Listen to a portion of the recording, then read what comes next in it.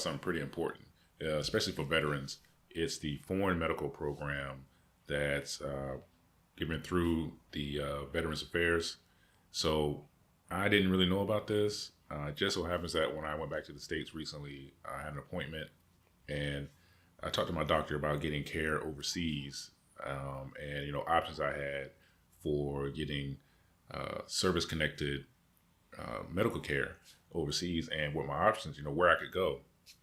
And he put me in contact with someone. I actually missed that call, and I've been trying to get in contact with that doctor ever since we got back from the States a couple weeks ago, and I finally did. Well, it just so happens that the program the doctor was trying to inform me about was this FMP program through the VA.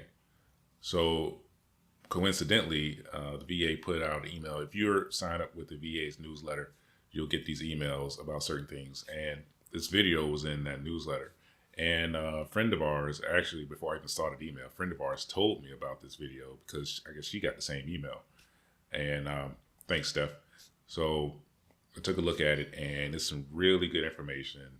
And I went ahead and enrolled in the program immediately after watching this. So I want to go through this video and talk about some of the things in it and talk about how it can help folks like me and any other veterans that happen to be living overseas, not just Ecuador, but pretty much anywhere except for a few countries. This program can be very useful. I'm going to explain that. So let's get to it. Now, this is I'm sure, as Paul's already talked about, it's a unique topic and something that affects veterans that they don't even probably realize it. Because we're not talking about living overseas, though that is part of the pro. We're also talking about if you're traveling, you happen to be traveling overseas and get sick or hurt. How does one then enroll in the program, in the Foreign Medical Program for the VA? So you can fill out the registration form. It is available online at the FMP website, and you can mail that in. You can fax it in. You can send it via email. And you can also go through Ask VA and send that to us, and we will register you for the program. Okay, so I think it's important to differentiate. If I'm already enrolled in VA healthcare, I'm not necessarily enrolled in the Foreign Medical Program. Is that what you're saying? Correct. Okay, Correct. So if I'm going to travel abroad... Now, let me speak on that real quick. One thing that's weird about the VA is they don't just automatically enroll. They don't automatically enroll you in things that you probably should be. Like, I don't know why it takes a separate application to enroll in this program if you're already under the VA system. It just seems like a bunch of bureaucracy that it's pretty irrelevant, because I'm going to show you later the application form. It's one sheet of paper. It's a few boxes. There's really no reason that a veteran shouldn't already be automatically enrolled in this program. It doesn't make a lot of sense, honestly. Anywhere outside the United States, even Canada? Correct. Then I need to make sure I register so that if I, God forbid, have an issue while traveling, I can seek medical coverage abroad, and then the VA will help me with those bills and such. Correct. So if you're like going on a cruise, most people, cruise to the Bahamas or wherever, and they really don't think about it, that, maybe one of their service-connected issues would flare up, right? So, it's always good to go ahead and be registered for something like that, to have those covered whenever you are there. Let me make sure I understand. So if I'm traveling abroad, even if I'm 100%, I can only be treated for what I'm service connected for. Exactly. So So very important point here. Obviously, this isn't going to cover everything that's going to happen to you overseas. Let me back up to one thing he was saying about like a cruise. The one thing I don't like about that example is that the actual enrollment form wants you to put an address on it, like a foreign address. Now, I think that address can be pretty much whatever, but it is required on the form. So if it's for travel, then you probably don't have a address that you can really use. I'm not sure. They might need to change that line in the application, because for someone like me that lives in a foreign country, yeah, I can give an address. But if someone's just taking a trip and they want to be covered, they don't have an address to give. So that's one of those things they kind of, I think, need to fix.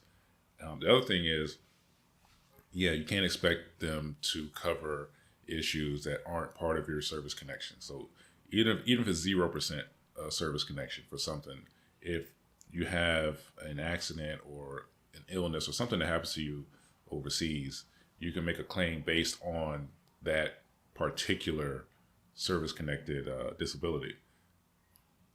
And if it leads into some other injury, like it could be covered. But if you try to go outside of that, they won't cover it.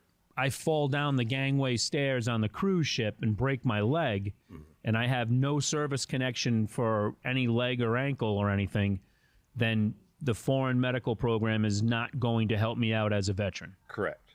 So let's say you were on that cruise ship and you're service connected for vertigo, and you get vertigo and you fall down the stairs and break your leg. Which isn't that unreasonable, honestly. Of the vertigo causing you to break your leg, you could be possibly reimbursed for that treatment. But if it's just, I just trip down the stairs. Exactly. I'm on my own. You're on your own. Okay. Now, what about, though, for emergency medical care? I'm in Spain, we're on vacation, and I have a heart attack. It has to be service connected. Really? If you're service connected for high blood pressure, something like that, and you have a heart attack, then, that you'll be all set. Yeah, you'd be good. But, if you're not service connected. With the service connection thing, I people give the VA a lot of flack about a lot of things, but I really can't find fault in them only treating the things you're service connected for. I mean, it just kind of makes sense. Service connected for that, and you end up in the emergency room for a heart attack, then you're on your own, unfortunately. Okay. So let's say I am service connected for hypertension or whatever. I have a heart attack in a foreign country. How does it work? How do I file a claim, or do they just get directly billed? How does that whole thing work? That's going to depend on you and the provider. You can work it out with the provider where they can direct bill us. If you reach out to us, either by Ask VA in the Foreign Medical Program. So I'm just going to explain what he's about to say and then skip ahead. But basically, if you have treatment, so like let's say here I want to see a doctor about my knees or something, I can go to that doctor, and depending on the doctor, it depends on the doctor, facility, or whatever, they can bill the VA if it's service connected. So I'd have to kind of go through the VA to make sure, go through my files or whatever, to make sure that whatever I'm filing is service connected. But the more likely scenario is that I would pay out of pocket, or like my insurance would pay for some of it, whatever. And then I would bill the VA. And if it's approved, then they'll just reimburse me at that current rate, that current exchange rate for whatever country in. Just what happens, I'm in Ecuador, so we use the US dollar. It wouldn't be any exchange difference. But let's say, you're in the Philippines or whatever, and whatever the exchange rate was for the day of your service, they're going to reimburse you for that if it's approved. The one good thing I can say about this program is not so much for the money saving aspect of it, because like in the long run, it's not going to save me a lot of money. We have the public health care here, and it's, healthcare is inexpensive. So if I do get treated, or if I decide to go get treated, I'm doing it more for my records as opposed to like doing it to save money or get reimbursed. And what I mean by that is the main thing that I needed when I was talking to my doctor in the States is, where can I go to have my records updated in the VA if I'm treated outside of the country? Because when it comes to like making new claims with the VA for disability, they want records. And this program kind of enables me to do that, where I can be treated for something and then have it reported to the VA. They reimburse me, but the more important thing is that it would be in my VA record. And for veterans, like we know, like that's almost the most important thing, to make sure that those treatments are in your medical record at the VA. What about dental care? If I'm at 100% disability and, as I go down the stairs, I knock my teeth out, does the foreign medical program, does it cover dental care? It does in some circumstances. You have to be Service connected for something that. in your mouth. Okay, I am service connected. What documentation are you guys going to need if I pay the bill myself? And do you need what do you need? A record of services? What do I have to walk away from the hospital process or doctor's office with in order to get my claim? What you want is a let's say even a statement that from the doctor and the facility that says, what was wrong with you, what was your diagnosis, right? And then what did they do to treat that diagnosis? What's the procedures that they did? That lets us know, one, if you're service connected for that, and if what they did for you was actually to treat that diagnosis. And then, of course, the bills showing that you paid in full. I guess this is kind of a funny question, but maybe not. What about pre-authorizations? We don't do pre-authorizations. Now, Basically, obviously, they don't pre-authorize reimbursement. You can't just go to them and say, okay, I want to have this thing done. And then they say, okay, yeah, we're going to pay for it. What he's saying is, like, in very specific circumstances, they may predetermine that it is something that can be compensated, but that'll be determined after the procedure's done and all that. They don't just pre-authorize it right off the bat. What about elective medical procedures abroad? If I'm living in France and I want to have eye surgery or whatever the case may be.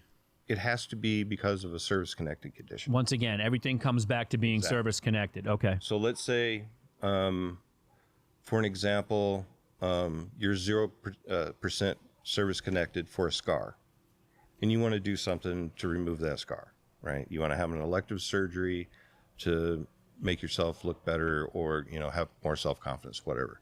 You're 0% service-connected for that scar. So that could be something that we could look at for payment.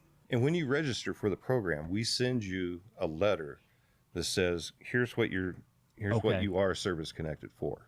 So one thing you want to be aware of when it comes to the VA, and by no means am I some expert or anything, but be careful what you ask for, because the VA may authorize some surgery. Like if you have, some hearing issue, or like he was saying, any issue that you want to get repaired, a scar or whatever, something that you're service connected for, if you get it fixed and the VA pays for it, well, they may review your service connections, and that service connected disability may no longer be service connected because you fixed it. Sometimes, depending on what the service connection is, like if it's something that you just have to get done, have to get fixed, and absolutely get it done. Because your health is worth more than anything else. But if it's something you can kind of live with, sometimes it's from your end, it may be better to just get it treated rather than completely fixed. So sometimes you gotta be careful what you ask for. And are there countries where the FMP is not available? Yes, there are. If you go to any U.S. territory, the U.S. territories are not covered under FMP. But let me stop you there. So I understand that, but because the United States territory, so shouldn't my VA healthcare enrollment then cover me in Guam or Puerto Rico or the U.S. Virgin Islands? So if I'm traveling, they're still U.S. territory, so they're considered United States territory. Right. So I would think my enrollment in VA healthcare would cover any medical issues that arise if I'm visiting those particular areas. Correct. All right. Right. And there are a couple of other countries that are on a list that we don't cover: North Korea, Cuba, and Iran. So those countries there are specifically called out in the FMP policy. So, U.S. territories and those three countries specifically. So I can't travel to North Korea and have something happen and think that it's going to be covered. Those, countries aren't out. I mean, whatever, they should be, but they aren't. So it's spelled out pretty clear in their policy. Does Champ VA fall under that program, the FMP program? No, it does not. Okay, so if I'm enrolled in Champ VA, then that's going to have nothing to do. No, it doesn't have anything to do with foreign medical, but Champ VA does have Champ VA foreign. And that's... So, totally different thing. I don't know much about Champ VA, so I'm not going to go into that one. Now, here's something important is, can you be removed from the program? Can someone, and if so, how, can they be removed from the FMP program involuntarily? No. No. They cannot. So as long as you're an eligible veteran enrolled in VA healthcare and you've registered for the FMP program, you're not going to find out, I'm living in Japan and all of a sudden one day I'm going to get a letter saying you're out. Right. No. That doesn't happen. No. Okay. Understanding what you're saying. That's the gist of what they were talking about. They talk about how you can get in contact with the VA, how you enroll in the program. It's really easy. You can just Google VA FMP, and the form will come up.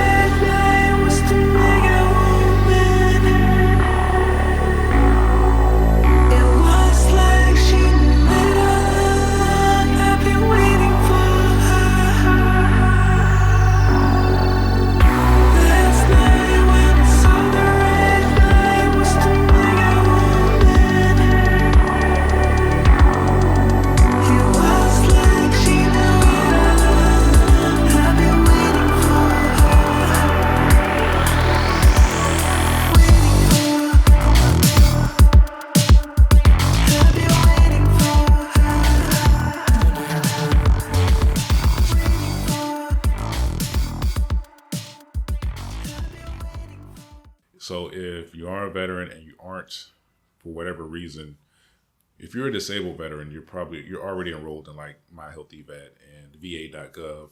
But if you haven't made a login, you need to do that. There's several ways to do it.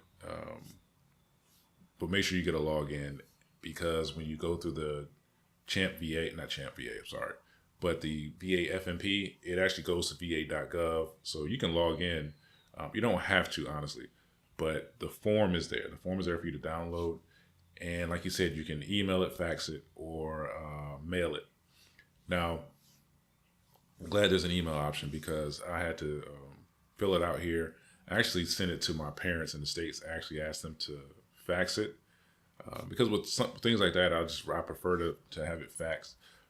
But for whatever reason, it didn't go through. So they emailed it for me, or I would have done it myself. But they do require on the form that you actually physically sign it. You can't do like electronic signature or anything like that. So I had to get it printed out here. I filled it out, scanned it, sent it to my parents to take care of it. But like I said, emailing it is an option. So it is really easy to fill out. Like I said, though, it does require you to put in a foreign address. The claim form is really easy to figure out. It's got all the instructions on it. It's like 2 pages. it mostly requires that you have all the documentation from the provider. That's the most important thing about it. So basically, the program is very useful if I do decide to have something done or just be treated, because I do have service-connected disabilities that bother me. I try to make sure I go to the VA for appointment. I schedule appointments with my doctor online, video appointments while I'm here to stay up to date in the system, stay up on anything I might need, whether it be medications, prosthetics, whatever. And that way you're always keeping a record in the VA. So a program like this is useful to me because I can be treated here and have it go into my official VA record. And also being reimbursed if I pay out of pocket, which is, it's always a bonus. So I know there's got to be some other veterans who are living overseas who don't even know this thing exists. And I hope that, this gets to them and they can use it to their advantage. Whenever there's information from the VA that's relevant to veterans living overseas, I'm going to try to be on it and put something out. So anyway, thanks for watching. I hope this helped out, and see you next time. Bye.